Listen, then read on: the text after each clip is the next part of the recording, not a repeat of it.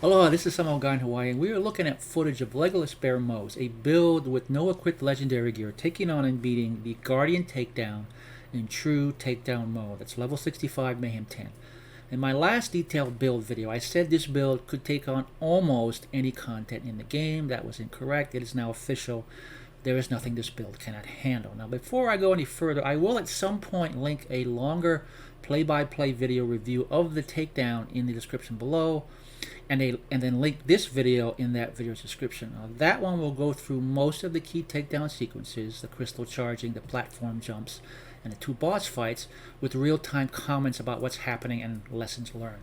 I also want to mention that while this build and its particular playstyle got us through true takedown, we actually have more options for both gear and tactics than I realized at the time. Rather than confuse you, however, I'm just going to present the build as it was and then talk about the lessons learned that give us more build and tactical options at the very end.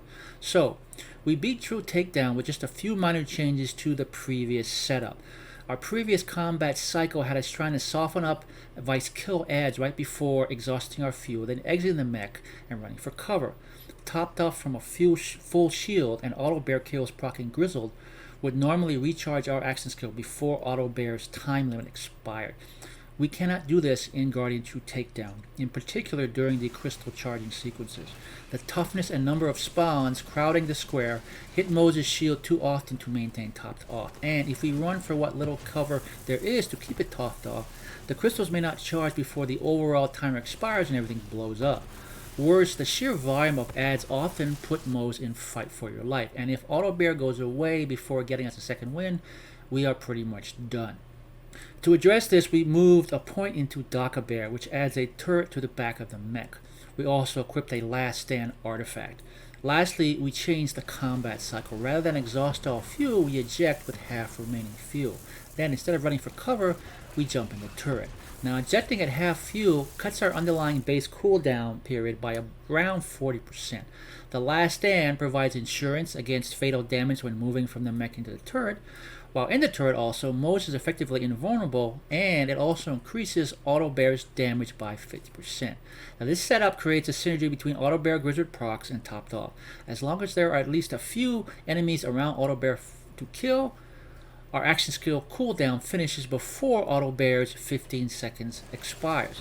Even when Mose takes a hit, or more than one, moving between the mech and the turret, the shield recharges quickly once she's in the turret, allowing topped off to contribute. When the turret ejection animation finishes, we jump right back into Iron Bear. Now, aside from some special situations I will cover in a moment, these changes addressed Moses' vulnerability outside Iron Bear, which is key to the entire build. Her vulnerability went from several seconds of running for cover, trying to keep her shield up, to 1 to 3 seconds moving from the mech to the turret. Now, this period is still risky with a lot of enemies around. Backing up the right amount can be tricky and takes practice. Add to this enemies attacking and knocking us about, and it can take longer, sometimes to the point of frustration. Hence the Last Stand, which upon review of the takedown footage proved its worth. To compensate swapping out an artifact with a cooldown passive for a Last Stand, we added on Iron Bear exit reduced cooldown for each kill annoyance on both our shield and our selected weapon. One should have been enough, the second was just in case. It turns out, though, that neither of those annoyances is really necessary. I will come back to this later. In any case, when we put it all together, punch out at half fuel, Daka Bear, and Last Stand, we can now beat the toughest content in the game. It may take a tad longer because we spend less time in Iron Bear, but not that much. Now, this revised build combat cycle is also applicable to any area of the game. If the terrain is spread out, the enemy spawns less dense with good cover available, we can use the older tactic with more time in the mech in exchange for running around and taking cover to speed up and wait out cooldown. For denser, tougher spawns or situations where we can't run for cover, or if we just want to play it safe, we punch out half fuel and use Docker Bear. Now, this alternative tactic takes practice. It's easy to lose track of our fuel state and suddenly find ourselves out of the mech, maxed cooldown required, and having to run for cover, which is much harder to do in true Guardian Takedown. When using this tactic, we first prioritize monitoring our fuel, then our armor bar, with targeting enemies and doing damage coming last. But if we do that, it's really tough to fail. I actually did several rounds of Slaughter Shaft to get used to the cycle before moving to true Guardian Takedown. Now, there's still a number of places during the takedown that require special attention, specifically boss immune phases. Unless we lure Anathema to one corner of the platform, then run to the other, a tactic some use, his immune phases require us to get clear of the central platform before his expanding energy sphere explodes. Now, previously, in or out of the mech, we just head for a jump pad. If we're in the Docker Bear turret when immunity hits, however, we first have to exit the turret, and I died twice in this phase because I noticed the phase light and I pressed the wrong button. I initially hit and held the eject button as if I was still in and not on the mech. Okay. Now, if we mine Anathema's health bar and get up the turret shortly before or immediately upon onset of the phase, we do fine. We head for a jump pad, get to an upper platform, wait for the central explosion, then jump back and get an Iron Bear. Now, occasionally, a second or two still remains on Iron Bear's cooldown when we return to the central platform. It all depends on how many ads Auto Bear was able to kill. Okay, but it's only a second or two to evade, usually with the last stand as ensured. Now, Scourge has similar immune phases, although these only require us to seek cover behind a column he hasn't already destroyed. When we deplete each of his 2 armor bars for the first time, however, he goes immune for a few seconds and teleports us to an outer arena. Now, I did not notice this during scaled takedown play, but if we are in the mech when this happens, we are ejected from Iron Bear. And this ejection is just like getting kicked out early if Iron Bear's armor is depleted.